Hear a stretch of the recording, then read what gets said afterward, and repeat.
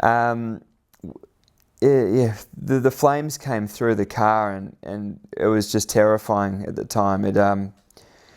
I could feel my face actually getting burnt. I could see the flames all around me. I could feel the warmth and the heat waves, and I was breathing in the fumes. I could feel it burning my throat as it came through. It was a horrible experience, but I knew what I had to do to get out of the car. We have a cool suit, we have a helmet, fan, radio and water that's all plugged into the car, not to mention the seat belt. And I pretty much just grabbed the seat belt as early as I could, tried to grab the net that's there for safety. I missed it the first time, and I got the door handle pretty quick. I didn't even bother undoing all the other auxiliary things. I just bailed out of the car as quickly as I could. I ripped the sockets out of the cool suit. The helmet fan ripped off. The radio and the water just pulled straight out. So typically, at Bathurst or Phillip Island, the endurance rounds, you're very methodical with how you do it. On the cool down lap, you plug them out nice and neatly. But in this situation, I just didn't have time. I took one deep breath towards the end there because I knew the oxygen inside the car was depleting, and I could feel my eyes burning, my eyebrows, my face, and I just jumped out of the car and I ran as quickly as I could. And Sam, my number one mechanic, was there waiting for me when I got out, which I was so thankful for.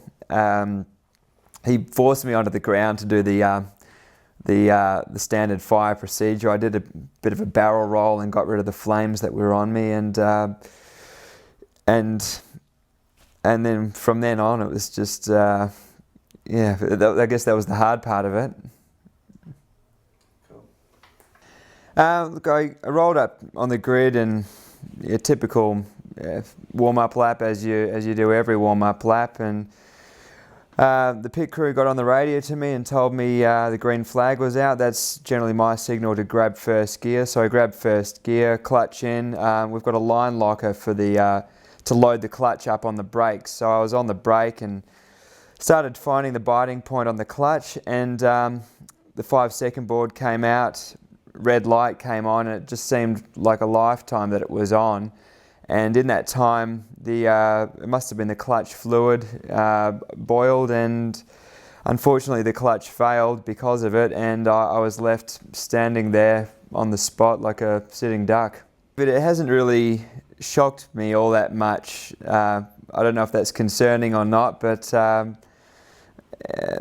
yeah, it was a big accident. Everyone I've spoken to said it's one of the biggest they've ever seen, and having seen it as many times as I have, as I mentioned, I'm really lucky. I think it could have been so much worse.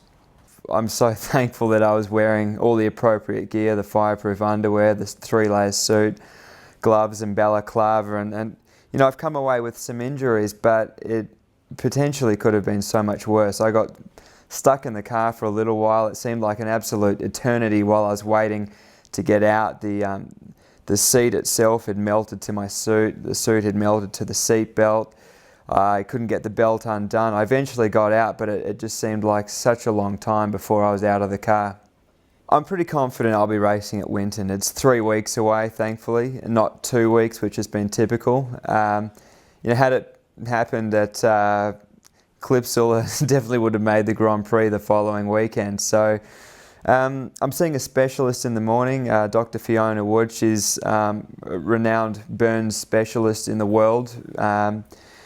She should be able to give me some guidance, but thankfully the medical crew at the track were able to get onto it very quickly. They work so efficiently out there, and with burns I think it's particularly important to get onto the injuries as quick as possible. I've spoken to a few guys. Some people say they might be able to repair it, but most people say that it's a write-off. So it's unfortunate, but at the same time my crew said, look, cars can be replaced, the human body can't be. So again, just very thankful that the standards of our cars these days are very high, and the safety equipment that we use and the efficiency of all all the staff and crew that, all the fire and rescue crew that were able to come out. It's always a shock when you have a big accident, and it's been a very long time since I've had one. Probably the last major accident I had was in 2003, actually here at Barbagallo. I ended up at the same hospital. I had some severe lacerations on my legs, and I broke my back as well. But my mentality, and as competitive as I am, if anything, it gave me more motivation to get back on the horse, so to speak. So this situation's no different. It is a shock at first. I'll have a bit of time to recover, but I'm